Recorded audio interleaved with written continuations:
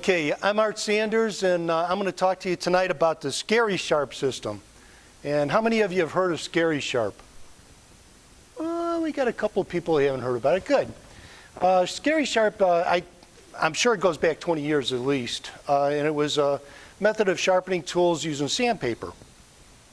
And when I found out I was going to do Scary Sharp, I actually did a little research, and I think we can teach a new dog an old trick. How's that? There's an outfit by the name of 3M, and they make a micro finishing film. Looks something like that.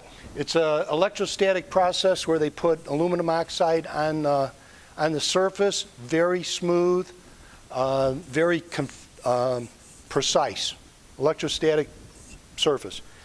On the back side, they put PSA, pressure sensitive adhesive, okay? So what you can do is you can get some of this microfilm, micro finishing film. They're about $3 a sheet. You can get, it's 8.5 by 11. You can get at least 3 of these sizes out of a sheet. And take your glass. This is float glass. Float glass is very flat. To put it on the glass, make sure you got your glass good and clean. If you need, take a razor blade and make sure there's nothing on it. Wet it. When you put the film on there, if you want to move it around a little bit, you can pull it back off and stick it back on right away, okay? Once you have it on there where you want it, take a plastic scraper and work all the air bubbles out. When you get the air bubbles worked out, set it on the side, let it dry. You can put a grit on each side. On this one I have 8,000 on this side, 1,800 on this side. Float glass, like I said, it's very cheap, very flat. I use sharpening guides.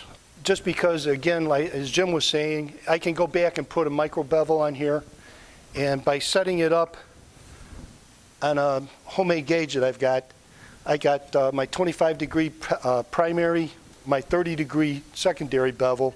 I can come right back and get that same angle right off the bat. So as I'm going through and I'm working, if I want to touch up an edge, I don't have to start over. I can come back, set up my jig, get my angle, come back to my stone and clean up an edge. There's a product called Bora Hone Right Gold, and you put about 2 ounces in a quart of water, and it stops the rusting of your tools. And my jig. This little jig is a kit as they sell it. You have to do a little work on it to get it to work well, but I can show you how to do that to get this thing working. Not as good as the Lee Nielsen, but we'll get it close enough.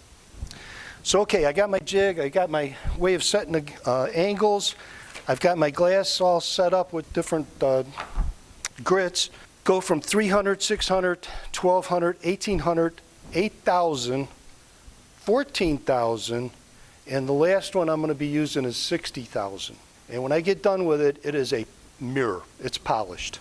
Quite simply, a little bit of water. And I think everybody was watching Jim use his guide like this. Okay, I can't do that on here. I don't want to cut my film. Okay, so I'm gonna use a draw stroke.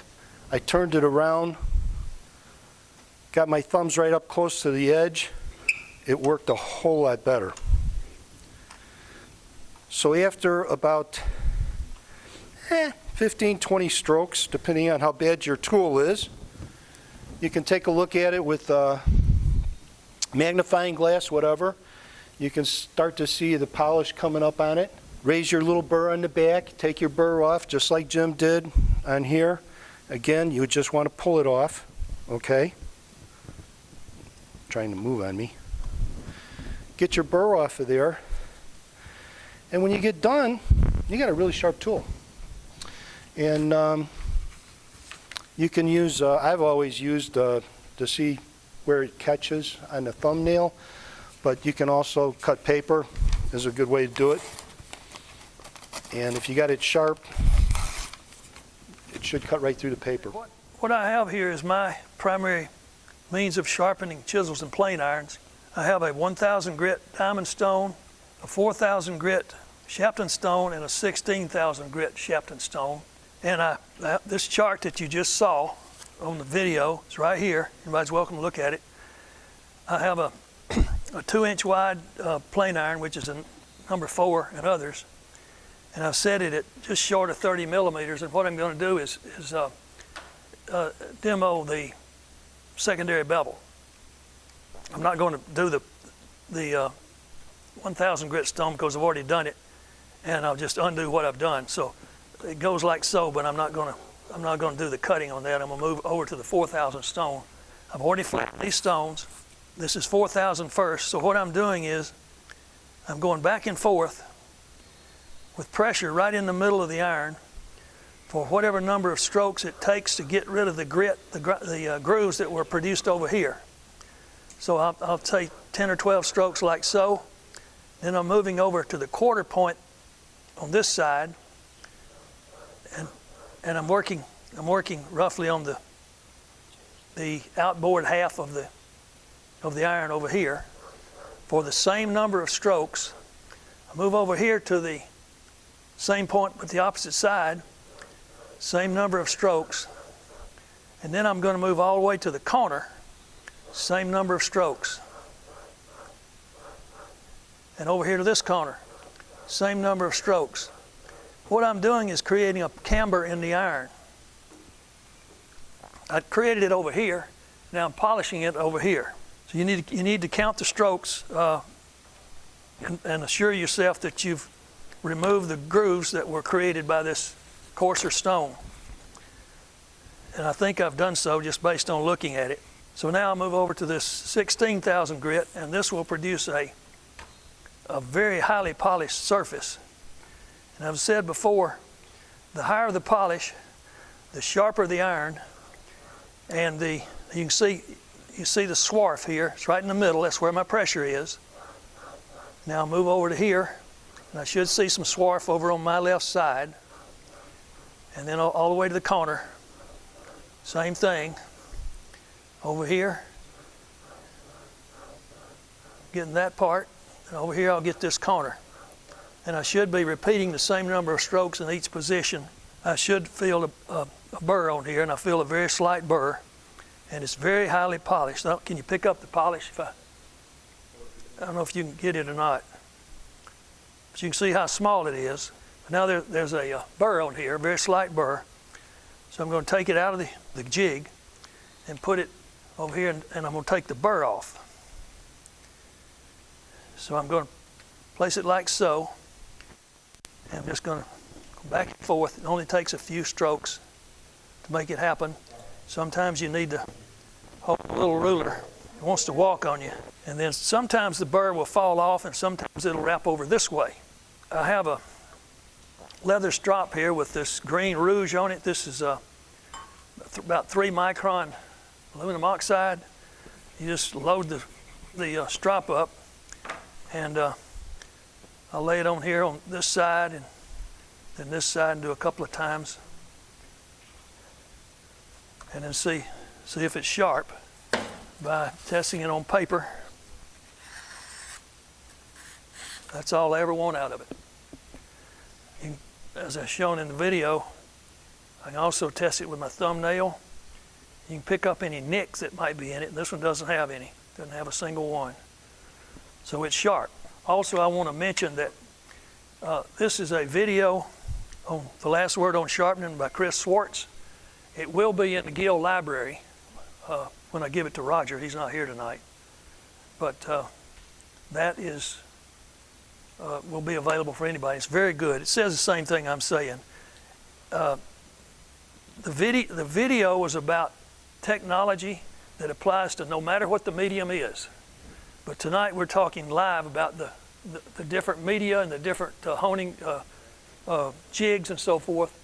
And this is the Lee Nielsen honing guide with the diamond and the Sharpening stones. So this creates a hollow grind just like any other grinder does.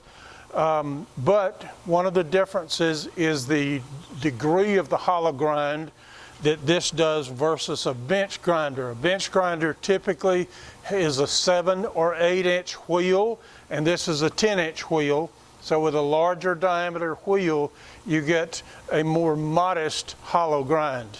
Also, some of the enemies grinder-based sharpening system is heat and are you able to hold your edge steady? You've got the right angle. Now, Jim was demonstrating this device here to create a control over the edge and the angle of the edge. With the Tormek, you got the same capability, but you do it with jigs. Robert, can you focus in a little bit on this? And you do it with jigs. All right, so Jim was demonstrating doing it like this by hand, and with a Tormek, you use a device like this, and you create your angles, and you tighten it down. Now you're sharpening against the rotation of the wheel, and with the Tormek system, this is an aluminum oxide wheel. It comes with 220 grit, which is modestly fine grit, but you're able to change the grit on the wheel on the fly. So you can see that I'm doing this, and it's cutting into the edge. Now, if I want to change the grit from 220 to 1,000, the difference in the two sides of the stone, this side is 220, this side is 1,000 grit. So there's a jig, but I'm not going to use it right now. You take your stone, will convert the exposed grit from 220 to 1,000 or vice versa. So once you've done your initial bevel and you're ready to sharpen it further, you want to change your wheel to 1,000 grit by simply doing this right here. And now when you sharpen, you're sharpening at 1,000 grit. My hands are on the water bath for this. One of the major enemies of using a rotary grinding solution to sharpen steel is heat. So if you're using just a regular grinding wheel, bench grinder, 3,500, okay? All right, now if you've got a slow speed bench grinder, what's the speed? 1750, 1850, whatever it is. This is grinding at 90 RPM. The wheel is immersed about an inch deep in this water bath, so you're not only grinding at 90 RPM instead of 1750 or 3500 to generate less heat. By having it constantly in a water bath, you're cooling the metal off, and you don't have to squelch the steel of your chisel or plane iron. It comes with many different jigs that you can buy many different jigs where you can sharpen on this, not only edge tools like chisels, plane irons, etc., but also jigs enable you to sharpen turning tools and knives and axes. They make different wheels for this system up to, I think, about 4,000 grit. You can change the grade on each of the wheels. You can even go to one of the metal wheels. And there are no sparks with this system. There's no overheating. There are no airborne particles that you might breathe. Scissors is another thing that you can sharpen with this. You can sharpen from high-speed steel to carbon steel, basically anything, because it is slow speed, water bath, no heat generation, and turning at a very slow speed. It's a very accurate machine, Swiss made. They're a tad on the expensive side, but it also comes with a strop wheel, and you take a paste and put on the strop wheel, move your jig over here and polish. And this, the one that I've got on here also, this wheel right here is another strop wheel, and it is made for polishing turning tools, like so. Can you catch that at all, Robert? Okay. So that's a very small introduction to the Tormac system. It comes with a jig to use to set angles at 30, 45, and 55 degrees for turning tools. And it comes with a way to set your angle grind on flat tools like chisels and plane irons and so forth. It's a little bit of a learning curve, but it's a very good system. So I had the great fortune of going up to Rob Cosman's Training the Hand workshop a few weeks ago. If anybody's seen Rob Cosman on YouTube, he does a video called 32 Seconds to Sharp. And day one of the 6-day class was basically focusing on sharpening. So that's what I'm going to demonstrate is his method. It's similar to what Jim demonstrated, but it's all with the hand instead of with any jigs. But the short version is you're going to take your chisel, hold it in a certain way. You're going to hold it in your hand with your right index finger up here. You're going to put your left index finger in this hole. And you put 4 fingers on like that. You're going to take your thumb, and you're going to be able to hold the jig, hold the blade like that. You're going to only work on the secondary bevel.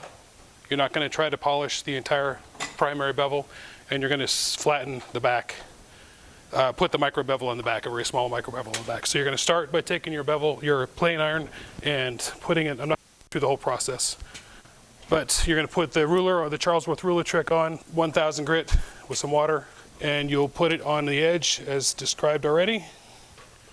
And then you're just going to go back and forth this way until you're going to look until you've got straight across, you've got a polished bevel straight all the way across from one side to the other. Once you've got that touching from one side to the other, you'll move your ruler to a Sharpening stone.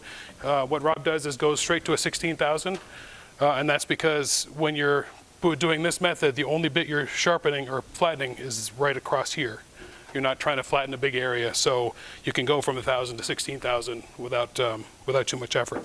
So then you'll take your ruler, move it to the edge of the 16,000, get your water, and then put the bevel here, and then do the same flattening thing.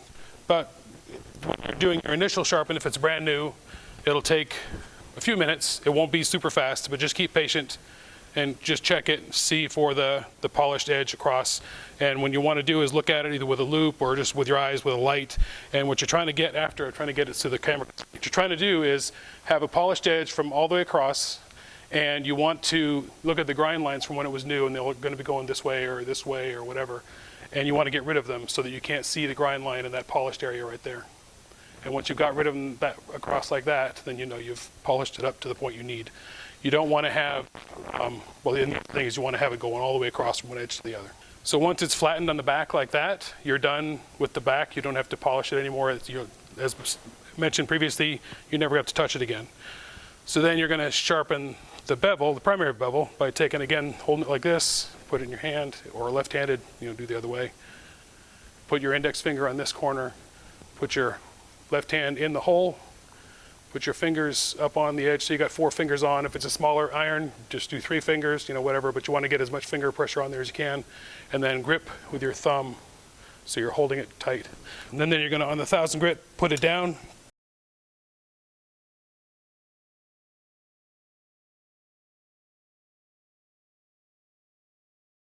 And this is down here at this level instead of up on the bench as previously showed, is that when you're doing it this way, you got your secondary bevel, you can lock your wrist and your elbows, you're not going to move them anymore. You're just going to do all the movement at the shoulders. You're just going to be going back and forth this way, and your arms are going to stay in whatever position you've locked them in.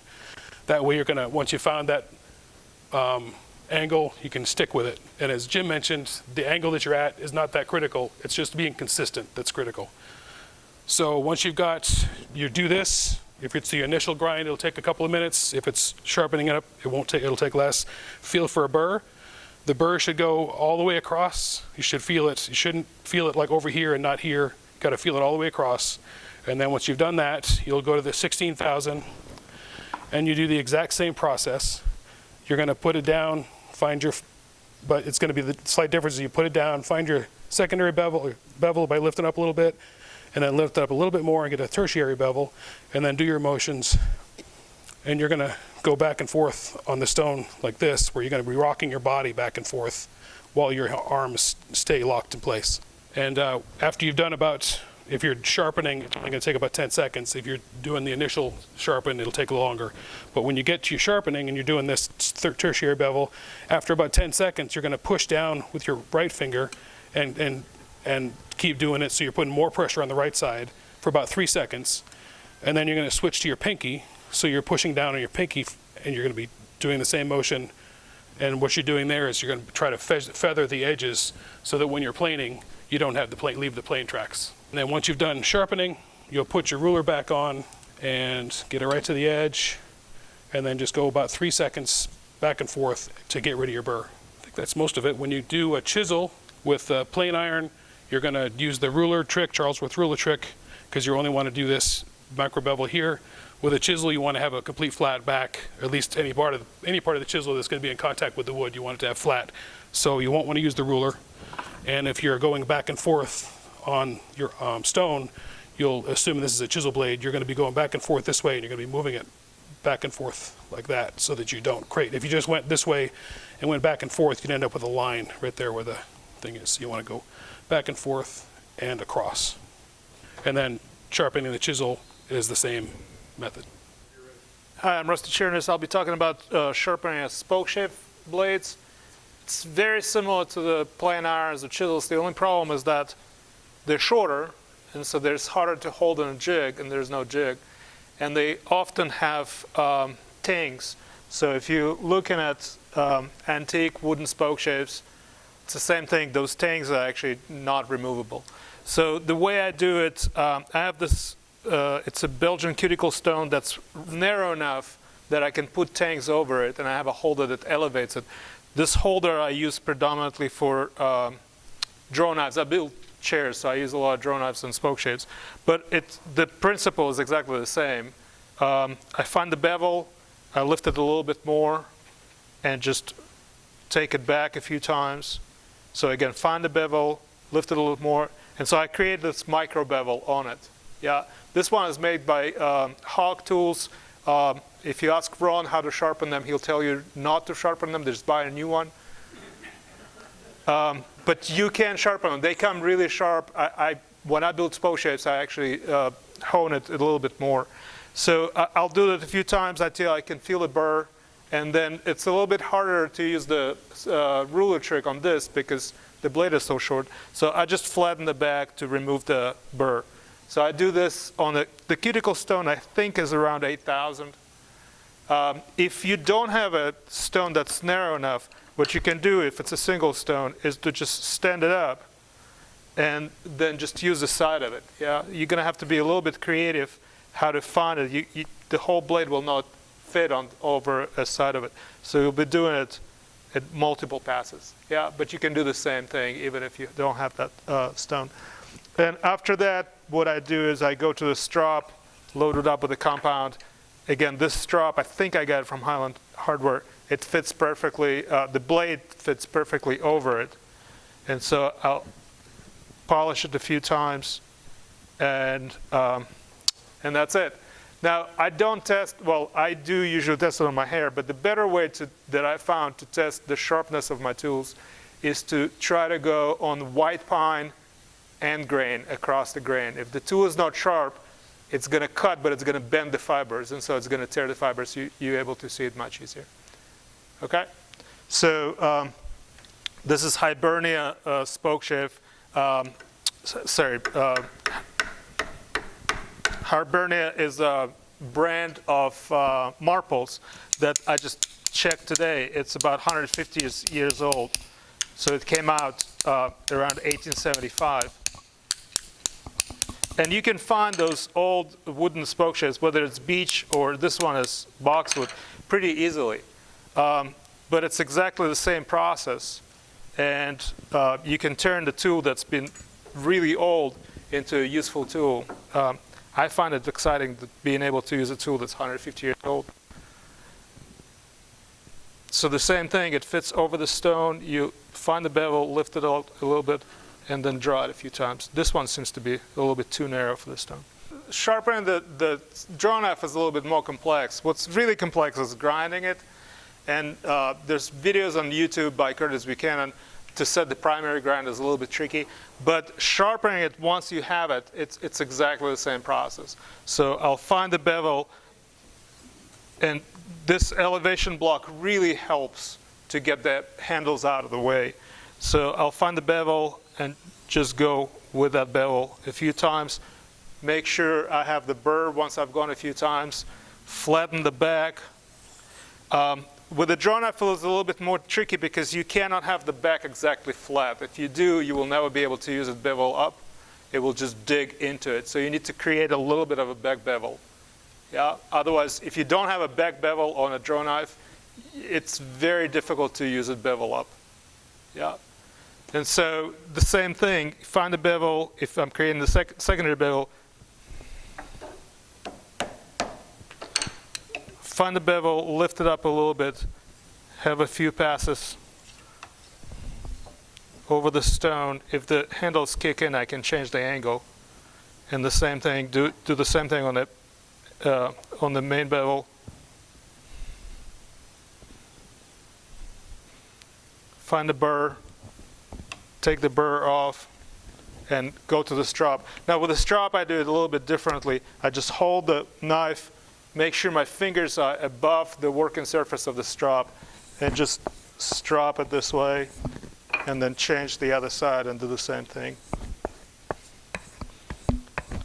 That's it. And again, I tested I put a pine board and tested cutting the end grain. If there's any tearing of the grain, and pine is so soft, it will tell you whether the tool is sharp. If the tool is not sharp, you can't cut it cleanly, you're just bending the fibers. Scraper works differently from a plane blade. You're actually not cutting with the sharp edge, you're cutting with the burr. So you need to create a burr. But before you can do that, you need to make sure that you've taken the old burr off.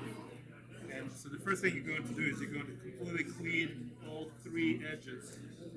Right, so one flat and two sides. And the way I do this is I use the file. You can buy this file. It's made specifically for sharpening auger bits and the bit and brace. So, but any kind of small, fine file will work.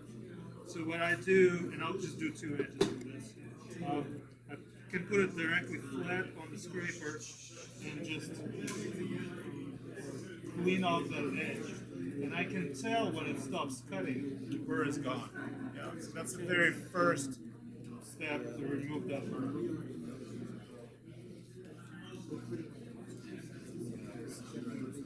Okay, so after I remove the burr, I'm going to do the same thing on the diamond stone, and I'm just going to hone that edge, all the edges. And again, I'm going completely flat on one side, on the other side.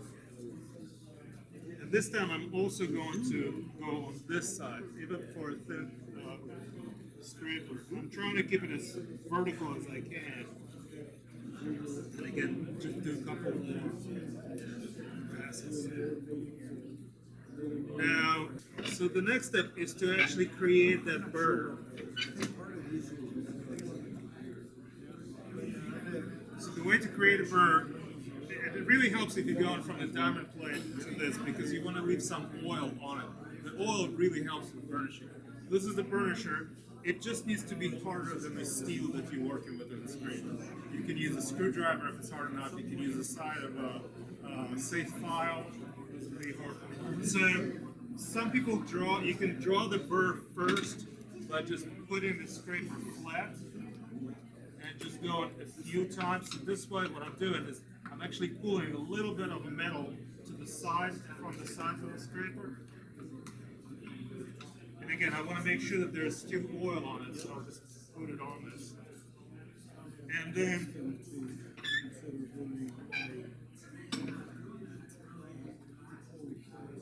I'll do a few passes at exactly as perpendicular as I can on this. So the previous burr that that I drew out, now I'm folding it vertical.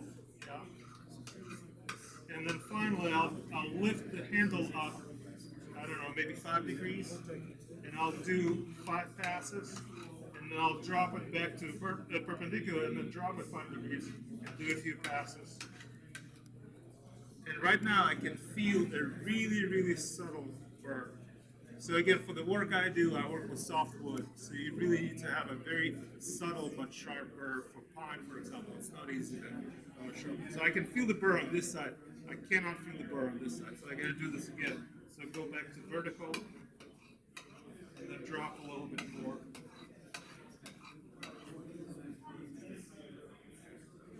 Yeah, still, this side is not sharp, but this side is sharp. And so if you were to test it, you can. There's a little dirt here. So you can see that it's taking shape, it's not just, that's it. With some things, like if you're working with woods like ebony, if you sand that black dust is really hard to get out from the other woods. You got a burn in the middle of a board and you can't claim you can use that to go to the center. Right. That's a Yeah. Planting curly maple is difficult, but this allows you not to tear it out. Yeah. Is there a big difference between the different steels and the different brands and cost of scrapers? Yes. So B. Nielsen is probably the only affordable tool that they make. It's like $8 for maybe 2 or 1. So they're pretty good. It depends on the wood you're planing and thickness of the scraper. Yeah. So the crucible scraper now is really popular. That's Lost Press, they make it. It comes with a little magnetic thing you can put your thumbs on, so your thumbs don't burn. I like thinner for harder wood, thinner scrapers for harder wood, and thicker scrapers for softer wood. So for pine, there's this brown scraper that I use that's really thick, and it works better on soft wood. I find it's more difficult to work with soft wood than hard wood. Did you do the whole bench? I have done it, yeah, and I'm happy to do it. You have it. I'll just keep clearing it up. Maybe somebody else wants to use your scraper. Go for it. Look at this beautiful beach. Tom, whose bench is this? woodcraft. We're going to clean up the whole bench now. That's okay. I don't think they would complain.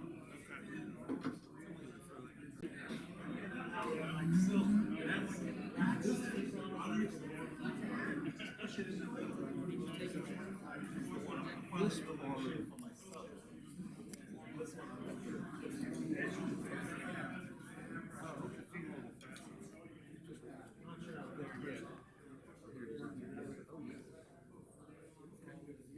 You have a cigarette or cigar?